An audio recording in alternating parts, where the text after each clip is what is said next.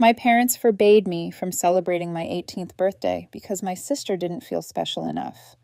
So I moved out that night. A year later, their golden girl saw how successful I'd become, and her jealous meltdown shattered the family. I still remember the exact moment I understood how little I mattered to my parents. It was 3 weeks before my 18th birthday, and I'd just come home from my after-school job at the bookstore, excited to talk about maybe having a small dinner with a few friends. Nothing extravagant, just something to mark the milestone. My mom was in the kitchen with my younger sister Bethany, who was 16 at the time. They were looking at party decoration catalogs, which seemed like a good sign until I realized they were planning Bethy's Sweet 16 that had happened 4 months earlier. Apparently, she wanted a redo because the original party didn't capture her true essence. I'm not even kidding. Mom, I wanted to ask about my birthday next month. I started setting my backpack down by the counter. The look she gave me could have frozen fire. Emma, your sister is going through something right now. She's been feeling overlooked lately, and we need to be sensitive to her needs. Bethany didn't even look up from the catalog. She just kept circling pictures of balloon arches and dessert tables with her pink gel pen. I just want to have dinner with maybe 5 friends, I said carefully. We could go to that Italian place downtown. I've been saving money from work. Absolutely not. My dad's voice came from the doorway. I hadn't even heard him come in. Do you have any idea how that would make your sister feel? She's already struggling with her self-esteem, and watching you celebrate would be devastating for her. I stared at him. It's my 18th birthday. And she's your sister, my mom snapped. Family comes first, Emma, always. We've talked about this. When you turn 18, you become an adult, which means you need to start thinking less about yourself and more about how your actions affect others. The logic was so twisted I almost laughed. Almost. Bethany finally looked up, her eyes wide and innocent. I'm sorry, Emma. I know it's not fair to you. I just feel like nobody ever pays attention to me. And if you have this big party, I'll feel invisible again. My mother immediately wrapped an arm around her. See? She's aware of how difficult this is. That's very mature of you, honey. I left the kitchen without another word. That night, I lay in bed doing calculations. I had $3,847 saved from working at the bookstore for the past 2 years. I'd been putting aside money for college, but I'd also gotten a full academic scholarship to State University that would cover tuition and housing. My birthday was on a Friday. I turned 18 at 6:23 in the morning, the exact time my mother loved to remind me she'd been in labor. By midnight, I had a plan. The next 3 weeks were a masterclass in pretending everything was fine.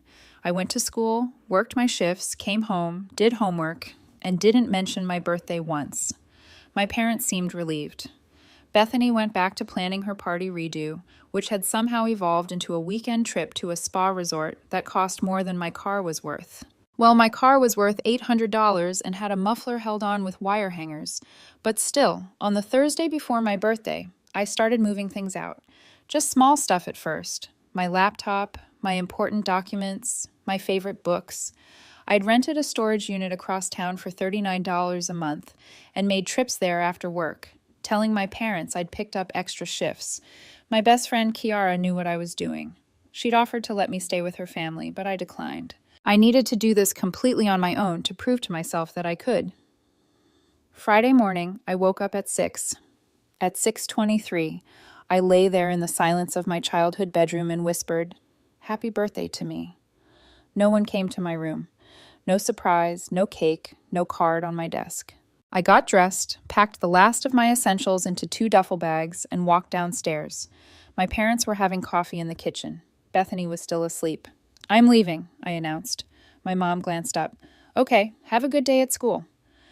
"No," I said. "I'm leaving, moving out.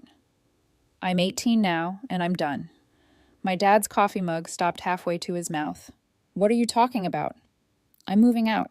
I've already packed. I found a room to rent near campus, and I start my summer job on Monday." My mother's face went through several expressions before landing on anger. "You're being ridiculous. You can't just leave because you're having a tantrum about your birthday." "I'm not having a tantrum. I'm making a choice. You've made it clear where I stand in this family, and I'm okay with it now, but I don't have to stay here and watch it anymore." "Emma Elizabeth Crawford, if you walk out that door, don't expect us to welcome you back with open arms," my father said, standing up. His face had gone red. I don't expect anything from you anymore, I replied. That's actually really freeing. My mother tried a different approach. Honey, you're upset. We understand. Why don't we talk about this? Maybe we can still do something small for your birthday this weekend. I don't want something small this weekend. I wanted to matter 3 weeks ago when I asked.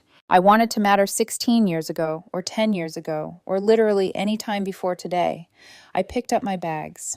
I'll come back for the rest of my stuff when you're not home. Bethany appeared at the top of the stairs in her pajamas, looking confused and sleepy. What's happening? Your sister is being selfish and throwing away her family over a birthday party, my mom said bitterly. I looked at Bethany, and for just a second I felt bad for her. She'd been conditioned to think the world revolved around her feelings, and that was going to hurt her eventually. But that wasn't my problem to fix. Bye, Beth, I said. Then I walked out. The room I'd rented was in a house owned by an older woman named Mrs. Chen, who rented to college students. It was small, barely bigger than a closet, but it was mine.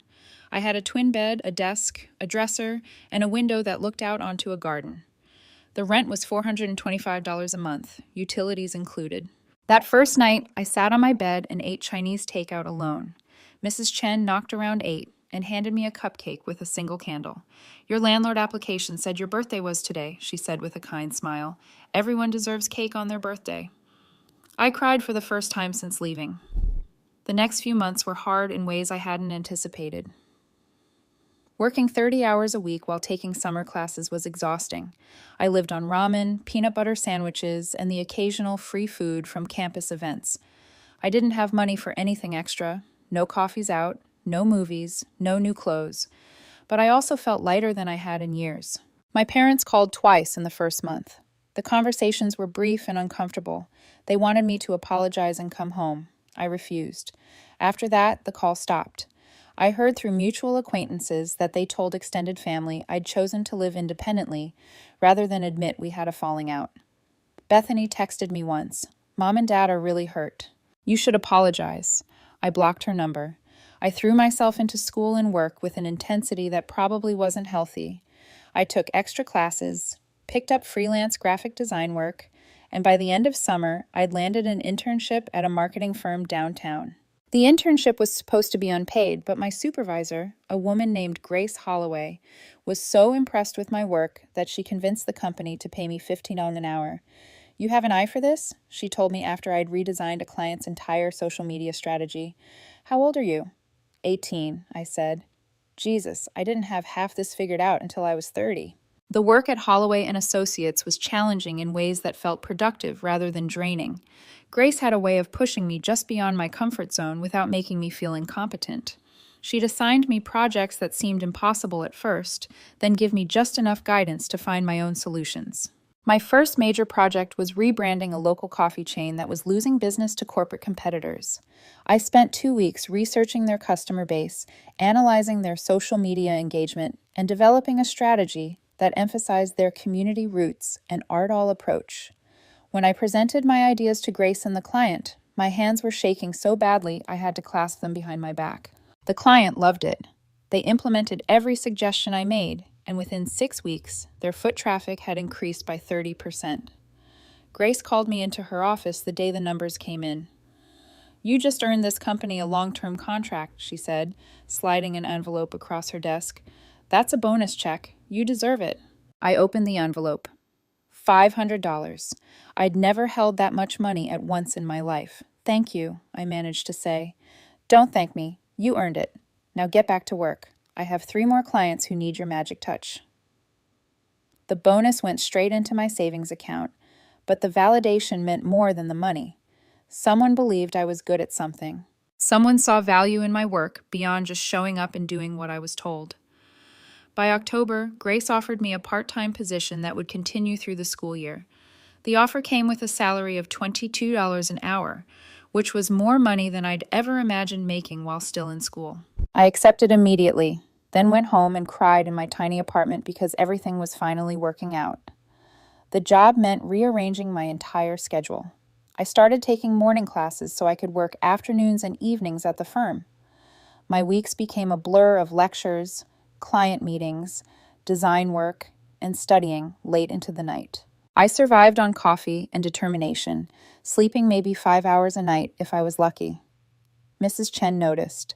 She started leaving containers of homemade soup outside my door with notes that said things like, "Eat something other than noodles," and "You look too thin." Her small kindnesses kept me going on days when I felt like I might collapse from exhaustion. There were moments when I wondered if I'd made a mistake leaving home. Not because I missed my parents, but because I was so tired all the time and couldn't remember the last time I'd done something purely for fun. But then I'd walk past my old house on the way to campus and see Bethy's car in the driveway with a custom license plate my parents had bought her, and I'd remember why I left. In November, I ran into one of Bethy's friends at a campus coffee shop. Ashley Winters had been at our house constantly during high school, and she recognized me immediately. "Emma! Oh my God, how are you?" She hugged me before I could step back. "Your mom said you moved out for school. That's so cool that you're living independently." So that was the story they'd gone with. Clean. Simple. "Yeah, I'm doing well," I said, keeping my tone neutral. "Beth really misses you. She talks about you all the time. Says she wishes you'd come home for Thanksgiving." "I have other plans." Ashley's smile faltered slightly. "Oh, well, she'll be sad to hear that.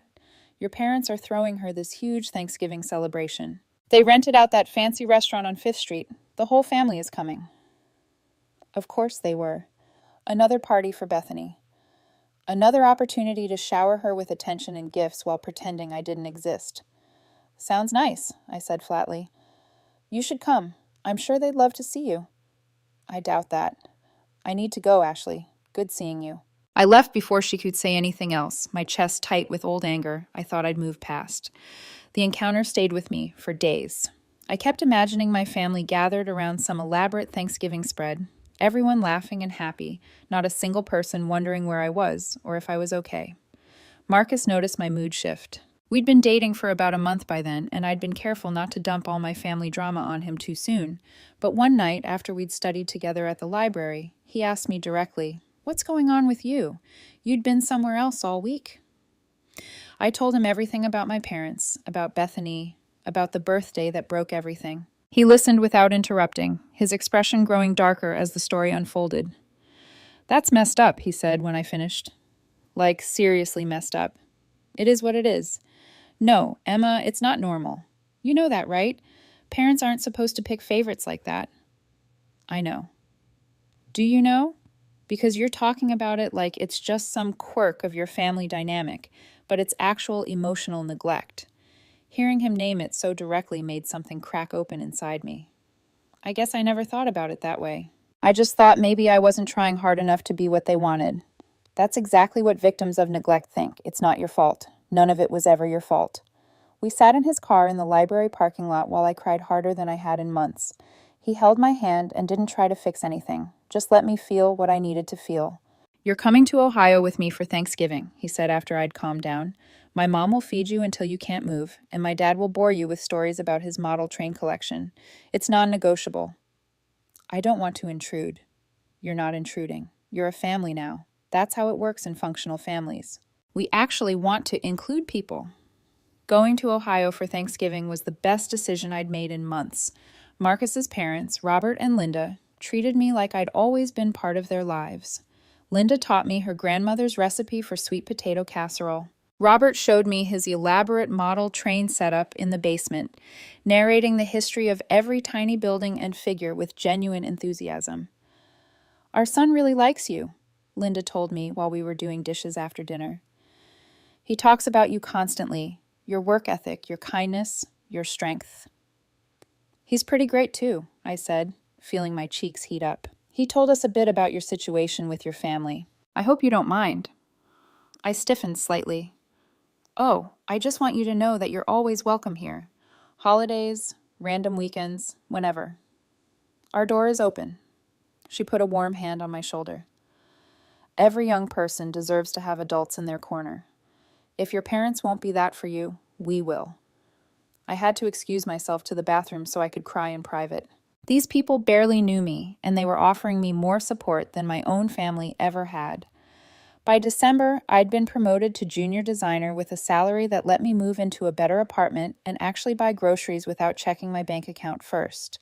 The new place was a one-bedroom in a safer neighborhood with actual insulation and a kitchen that had more than 2 working burners. I felt rich.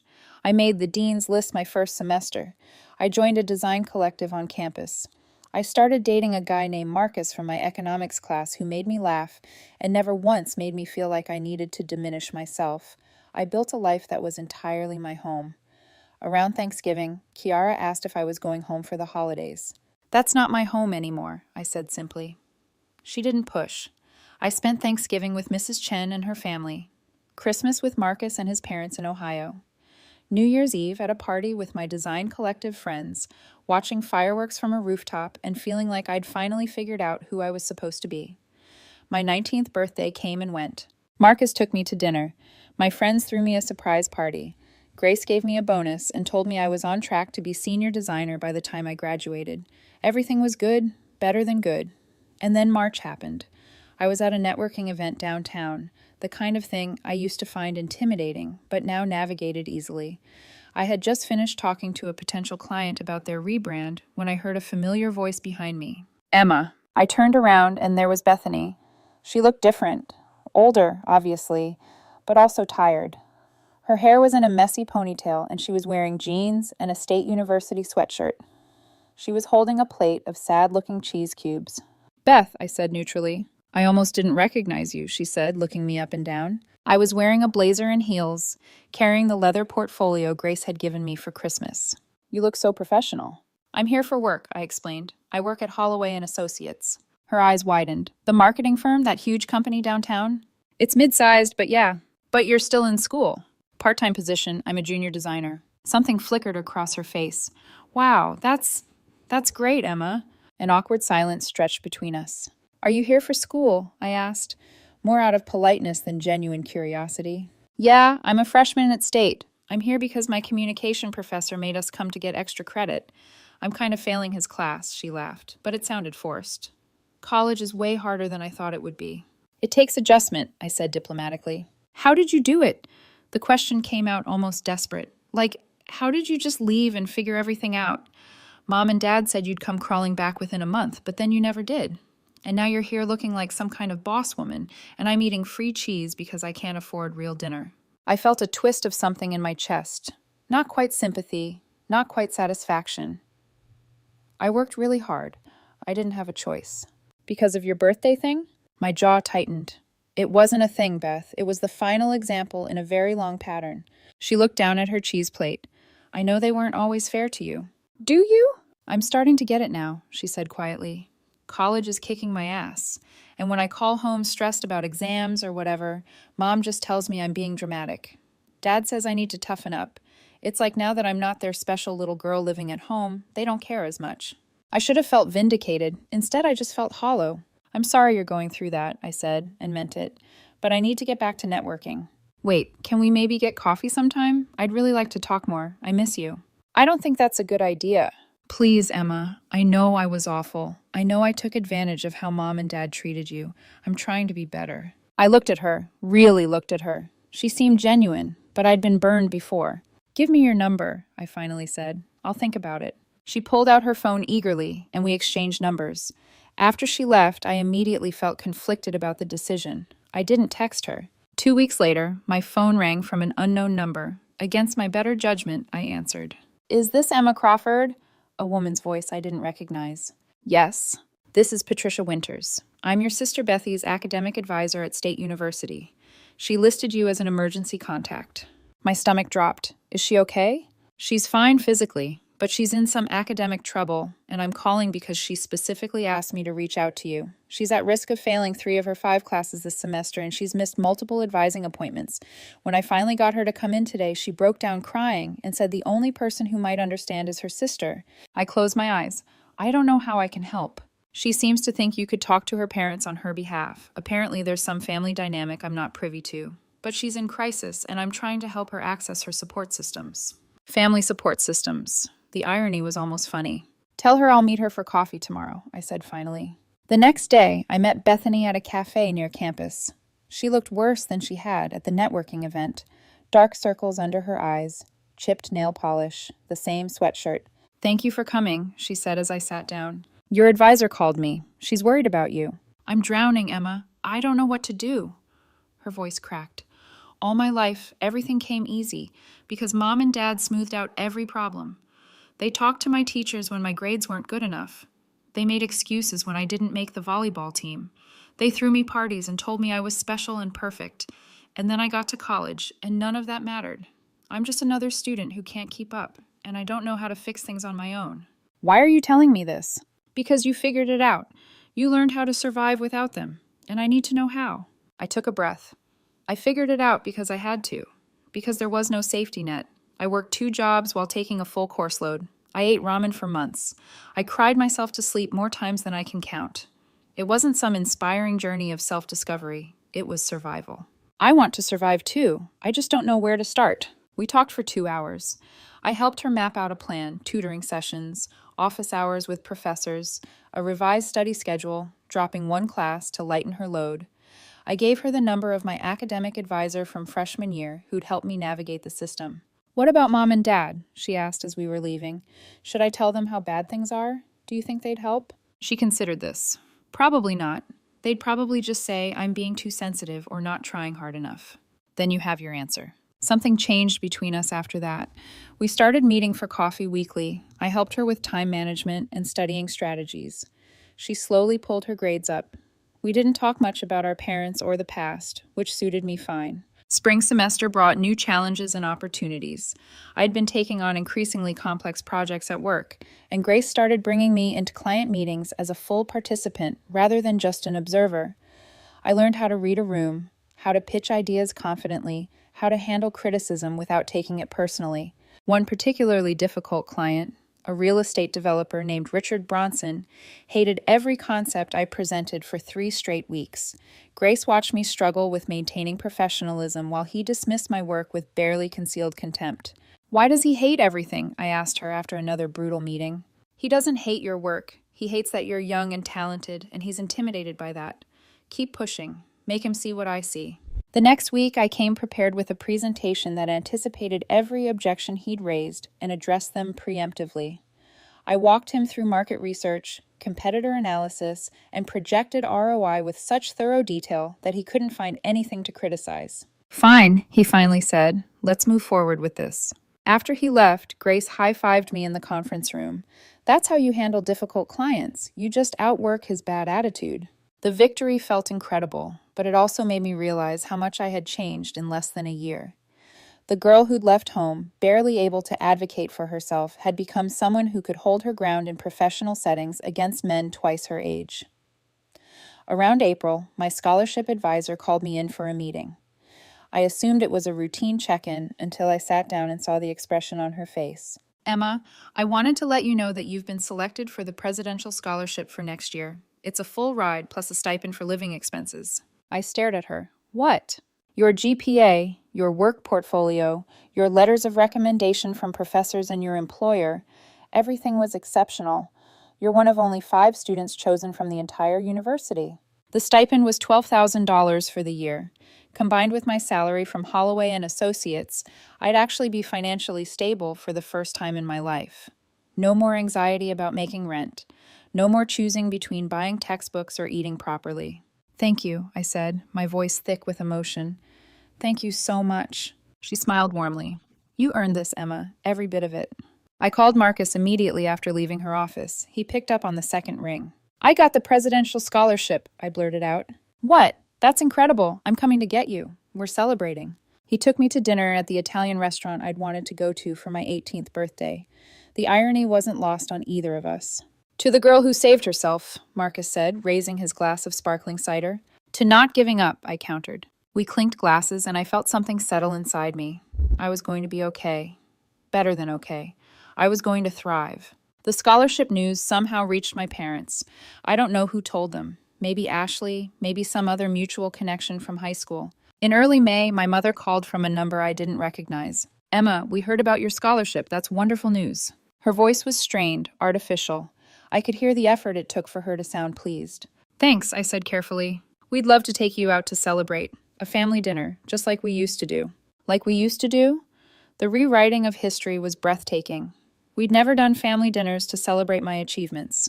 Those had always been reserved for Bethy's accomplishments, real or imagined. I don't think that's a good idea. Emma, please, it's been almost a year. Don't you think it's time we move past this? Move past what exactly? You haven't apologized. You haven't acknowledged what you did wrong. You just want to pretend nothing happened. We were doing our best as parents. We made choices we thought were right at the time. Can't you give us credit for trying? No, I said simply. I can't. Because trying would have meant listening when I told you how your choices affected me.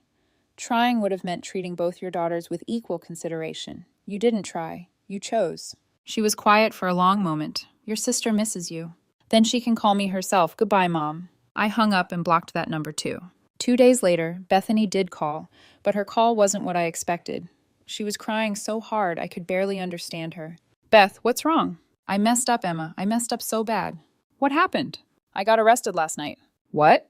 I wasn't hurt, and nobody else was hurt, but I blew a .09 and they took me to jail, and Mom and Dad had to come get me, and they're so disappointed and I don't know what to do. My stomach dropped. Are you okay? I'm fine. Scared, but fine. The court date is in 3 weeks. Mom and Dad are saying this is all because I've been under too much stress from school, like it's not my fault. But Emma, it is my fault. I chose to drink. I chose to drive. I could have killed someone. This was different. This wasn't her making excuses or deflecting blame. This was actual accountability. What do you need from me? I asked. I don't know. I just needed to hear your voice. Mom and Dad are trying to hire some expensive lawyer to make this go away. And I keep thinking about how you had to figure everything out on your own with no help. And here I am, still letting them fix my problems. Beth, you should have a lawyer. This is serious. I know, but I don't want them to make it disappear. I want to face the consequences. I want to actually learn from this instead of having it swept under the rug like everything else. We talked for over an hour. I helped her think through what taking responsibility actually meant, how to approach the situation with maturity. By the end of the call, she sounded more stable. Can I see you soon? She asked. Like in person? Yeah. Coffee this weekend, please. When we met that Saturday, Bethany looked different, more serious, more grounded. She told me she'd insisted on taking a plea deal despite our parents' objections, accepting community service and mandatory alcohol education classes. Mom and Dad are furious with me, she said. They think I'm ruining my future by not fighting the charges. But you know what? I'd be ruining my future by not learning from this. I'm proud of you, I said, and meant it. Really? Yeah, what you're doing takes real courage. It's easier to let someone else fix your problems. I'm starting to understand why you left. Not completely, but more than I did before. I'm starting to see how they made me weak by never letting me struggle. We talked about her classes, about the volunteer work she'd started at a crisis center, about how she was trying to rebuild her life on her own terms. She was genuinely changing. And watching it happen felt like watching someone wake up from a long sleep. Then June rolled around and everything exploded. I was at my apartment when my phone rang. My mother. I almost didn't answer, but curiosity won out. Emma, we need to talk about your sister. Hello to you too, Mom. She ignored that. Bethany told us she's been meeting with you regularly. She said you've been helping her with school. She asked for help. I provided it. Well, she's been saying some very concerning things lately. She told your father and me that she feels like we coddled her and that she wishes she'd been raised more like you were. I almost laughed. And that's concerning to you because you're putting ideas in her head, Emma. You're making her think that the way we parented was somehow wrong, and that's completely inappropriate. I haven't made her think anything. She came to her own conclusions based on her experiences. She was fine until she started spending time with you again. You're poisoning her against us because you're still bitter about your birthday situation. The laugh finally escaped. My birthday situation? Is that what we're calling it? You're twisting things. We were trying to be fair to both of our daughters. No, you were catering to one daughter at the expense of the other. There's a difference. How dare you? I'm going to stop you right there, I interrupted. I'm not doing this. I helped Beth because she asked for help, not because I have some vendetta against you. If she's questioning your parenting, maybe that's something you should examine instead of blaming me. You've always been ungrateful, and you've always been blind to your own favoritism. I hung up. An hour later, Bethany called.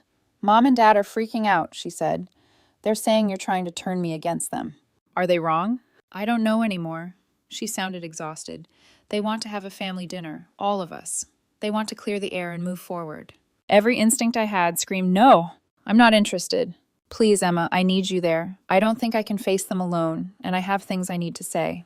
Beth, I don't think this is a good idea. I'm going to tell them how I feel either way, but it would be easier with you there. Please. Against my better judgment, I agreed. The dinner was at an upscale restaurant downtown. I arrived 15 minutes late deliberately, and they were already seated. My parents looked older than I remembered. My father's hair had gone grayer. My mother had new lines around her mouth. Bethany looked terrified. Emma, thank you for coming, my father said stiffly as I sat down. Let's just get to it, I replied. What is this about? My mother folded her hands on the table. We're here because our family has been fractured for over a year now, and it's time to heal. We're willing to move past your birthday tantrum if you're willing to apologize and acknowledge your part in this rift. I stared at her. My part? You left without giving us a chance to explain our position. You cut off contact. You refused to come home for holidays. Those were choices you made. After you chose to prioritize Beth's feelings over my entire existence, I said flatly. We were trying to be sensitive to your sister's needs. By forbidding me from celebrating becoming an adult? Bethany spoke up, her voice shaking. Stop talking about me like I'm not here. Everyone turned to look at her. I'm the reason this dinner is happening, she continued, because I have things I need to say to all of you. My mother reached over to pat her hand. Honey, you don't need to. Yes, I do. Bethany pulled her hand back. I need to say that Emma was right about everything. You did favor me. You did coddle me. You made her feel invisible so I could feel special. And that was wrong. My father's face darkened. Bethany, your sister is twisting. No, she's not. I'm 18 now, almost 19. I'm old enough to see what happened. Every time Emma accomplished something, you downplayed it. Every time I failed at something, you made excuses. You threw me a second Sweet 16 party because I was feeling insecure, but you wouldn't let Emma have a simple dinner for her 18th birthday. How is that fair? You were going through a difficult time, my mother said defensively. I was being a brat, Bethy's voice rose, and you enabled it instead of parenting me. Do you know how unprepared I was for college, for real life? I almost failed out my first year because I had no idea how to function without you solving all my problems. We were protecting you, my father insisted. From what? Reality? Growing up?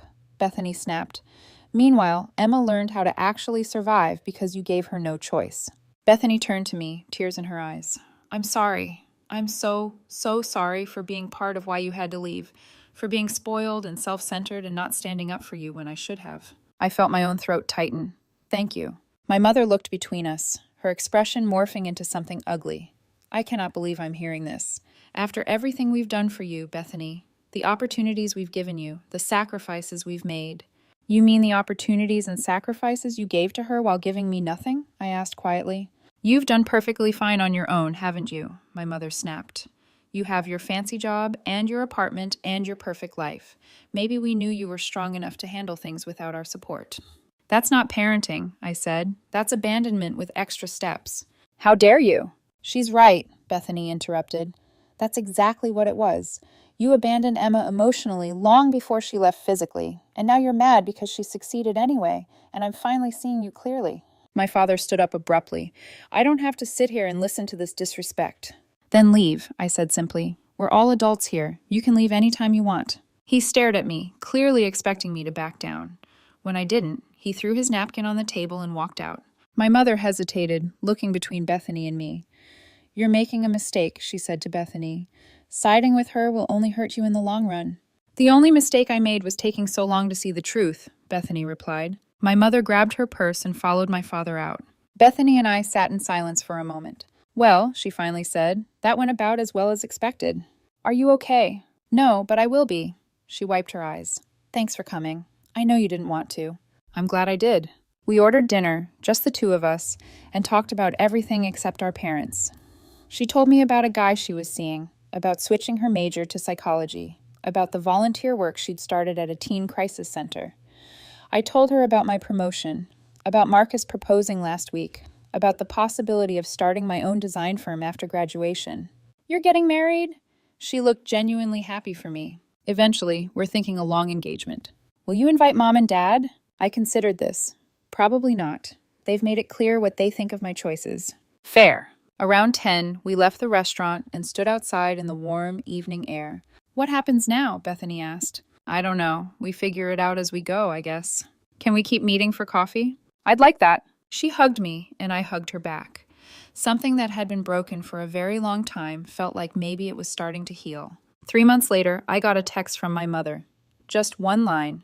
Your father and I would like to talk. I showed it to Marcus, who was making dinner in our new apartment. What do you want to do? He asked. Nothing, I said, deleting the message. I want to do absolutely nothing.